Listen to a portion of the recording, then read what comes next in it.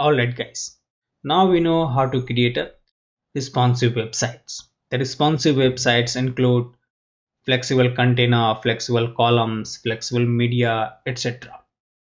And the responsive website looks something like this that we have already created in our earlier videos. We can see for the mobile view, we are going from top to bottom here, and the desktop view looks something like this. Okay, this is the responsive website. Now let's talk about responsive navigation bar.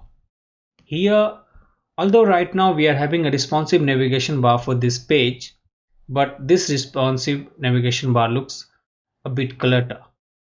And a good responsive navigation bar looks something like this. You can see here we have a navigation menu. That's the hamburger icon here. And if we click this icon, we can find all the navigational links of this page. And if we click back, it is getting disappear. So how we can get such kind of navigation bar for our page here. So to create such kind of navigation bar for this page, we can make use of input type checkbox.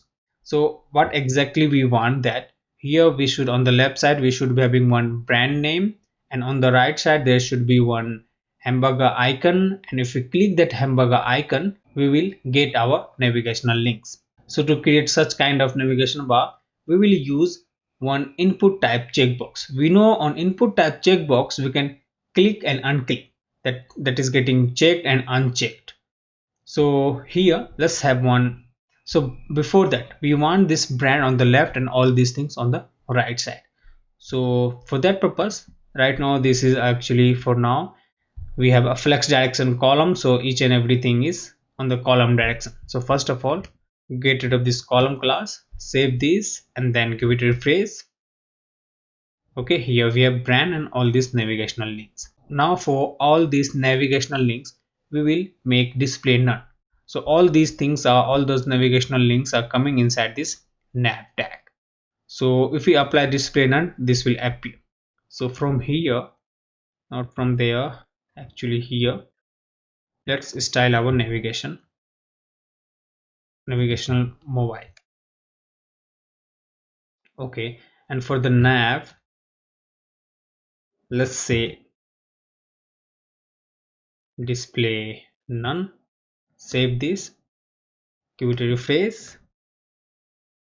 Okay, all the navigational links are gone now. Now we will place one input type checkbox here.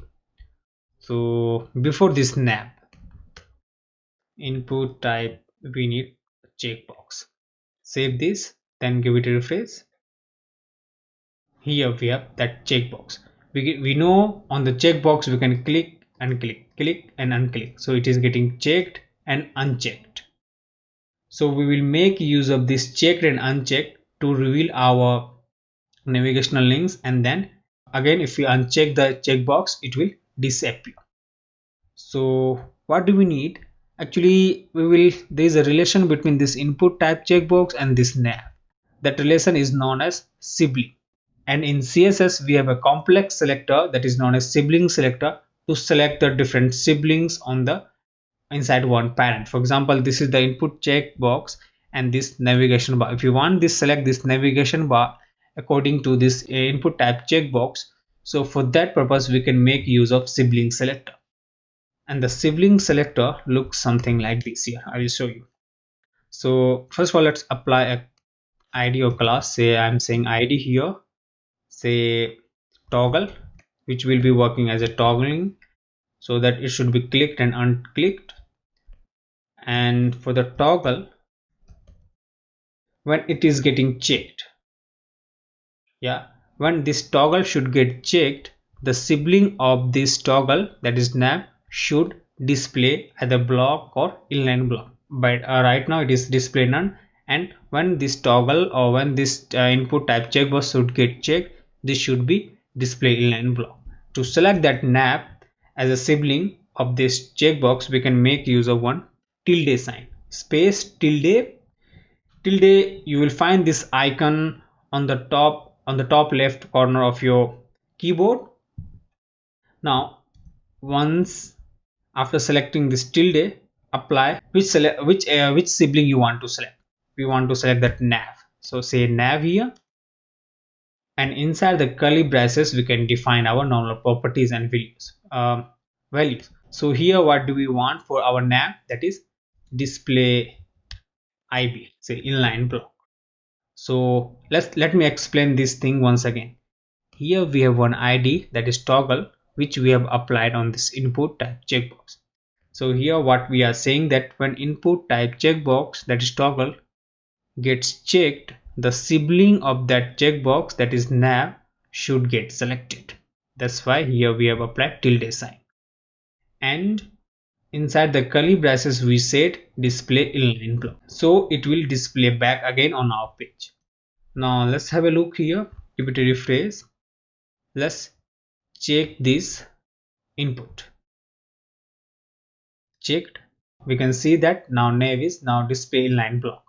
And if we click back again, it will disappear again. So this is how we can reveal our navigational bar or navigational links, and then again we can make it disappear using input type checkbox. But the thing is that we want this checkbox should be as a bar. That bar means that hamburger menu or hamburger menu icon here. So let's have one label, and label, inside the label let's have one IE. So here we have font awesome, we will connect one hamburger icon. So here let's apply class of bars, we just bar. So here let's say fab, save this, give it a refresh. Let's see whether we got or not that icon. Let's see. No, we cannot see that icon. So there might be some different class. Say fast, give it a refresh. Let's see. Yeah, here we have that, this one. Okay, let's apply a class here. For the label we will say bars. Here let's say bars, we have a class actually. Let's increase the font size, say 24 pixel, and color of white. Save this, give it a refresh. Okay, here we have. And as we all know, a label element works for some ID. We have already learned about this thing in our form topic. So if we are having label, and here we have one 4 attribute, the 4 attribute value and the ID attribute value which we have applied on input is equal, then the label element and the input elements are connected. So for the 4 attribute, let's apply the value for this ID, same ID here. We will say toggle, save this. Now this label and input is connected. If we click this label also, this input will get selected. That means this input checkbox will get checked. Just give it a refresh, have a look here, click this, you can see this is getting checked, and if we click this again, this will get unchecked, checked, unchecked, and accordingly our menu is getting revealed on our page or getting displayed on our page. And now this input as well as this label are connected to each other, and we don't need this input type checkbox, so we can make it display none. Here for the toggle, let's say here only. Anyway, we don't need to apply inside the media query. We want for the mobile view also it should be disappeared, and for the laptop view or the desktop view also it should be disappeared. So we can apply at the top only. Here we have header, let's say toggle display none. Save this, then give it a refresh. Okay, cool. Now that checkbox is gone, and although it is gone, but the checkbox will be working when we click this here, and when we click back again it will disappear. Okay, so this is how we can create a such kind of toggling effect using checkbox. Using that we can reveal and disappear our input elements, or not input, our navigational menu or navigational links. And now let's do one more thing. Okay, so now as we are clicking this hamburger menu, our navigational links are getting appeared on our page, but it should not be something like this. It should be like on all over the page, but this should be appear according to the whole window. So what we can do, we will make the nav out of the flow of this page. So to do that, we can apply the position absolute or position fixed, so that we can place according to our window. So here inside the, now this time we need for the mobile view only. So here let's save nav position absolute, save this, give it a refresh. Now it is out of flow, and this time we will say here left 0, right 0, bottom 0, top also 0, and say width of 100% also, and height will say 100 vh. Save this, then give it a refresh. Click now. Here we have, let's apply background color to this nav, say primary. Save this, then give it a refresh. Let's see how the nav looks now. Okay, here we have. Okay, let's place these like somewhere here. We can apply some amount of padding from top. So let's say top something around 120 pixel. Give it a refresh. Click this. Okay, here we have, and now margin left is 0 for the nav li. Let's apply margin top and bottom. Top and bottom will say 32 pixel, and left and right obviously we are having 0. Give it a refresh.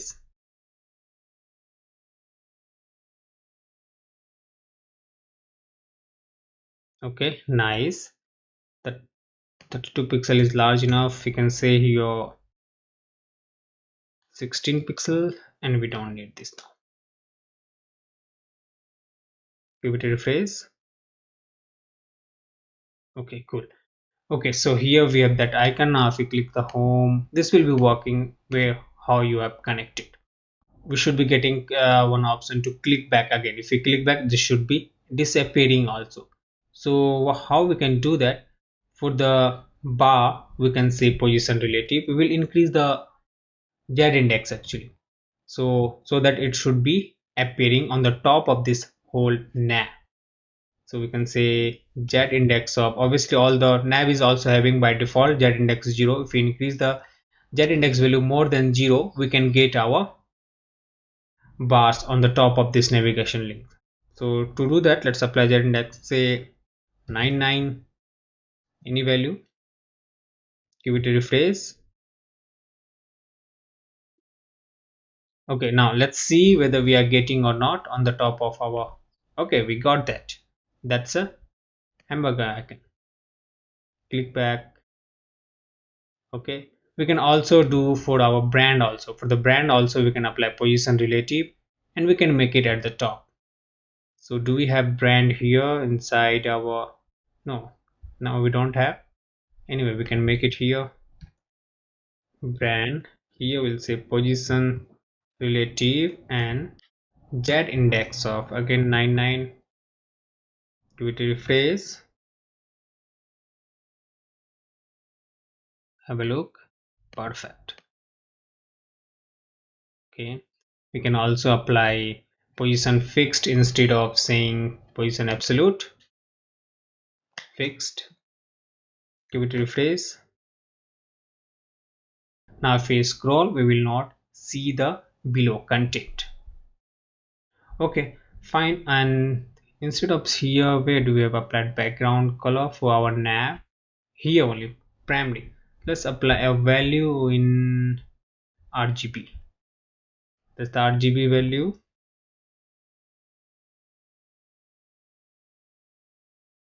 Actually we will include some alpha values so that we can provide some opacity, say 0.9. Save this. Now give it a refresh. Okay, cool, looks nice.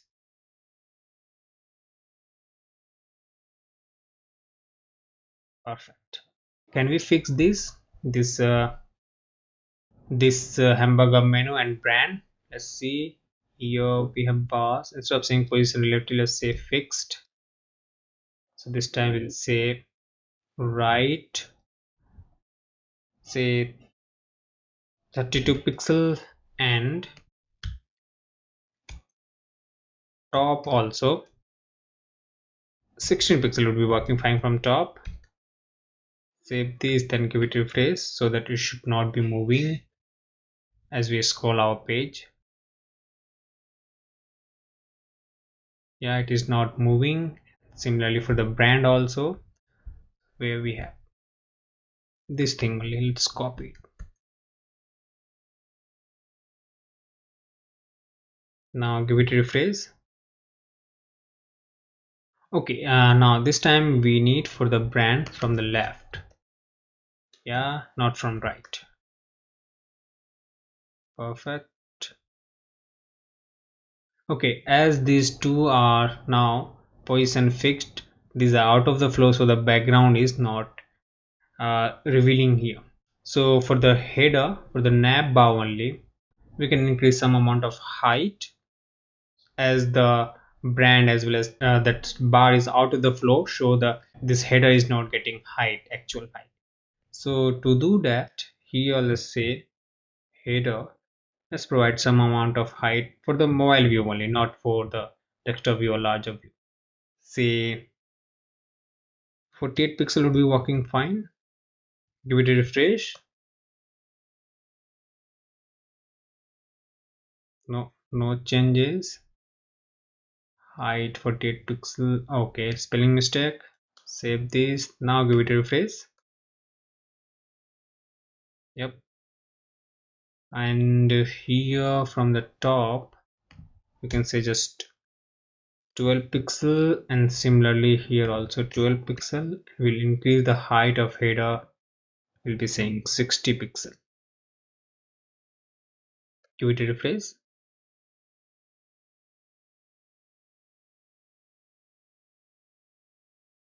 Perfect. Now let's reveal this here. Let's scroll. Perfect. This is looking nice.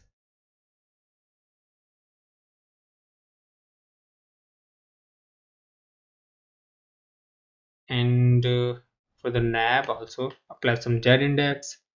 Say we cannot say 99, just 9.